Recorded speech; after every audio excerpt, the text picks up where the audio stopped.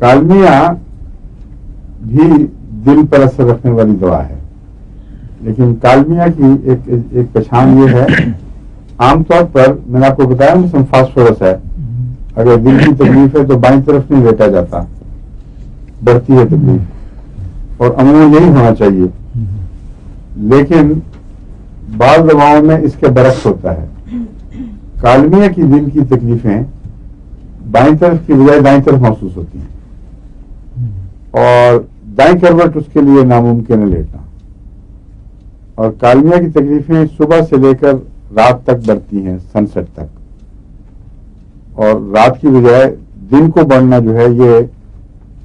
عام طور پر متوقع نہیں ہوتا۔ دل کے مریض رات کو زیادہ بے چین ہو جاتے ہیں، اور اس کا حرکت سے تعلق نہیں ہے۔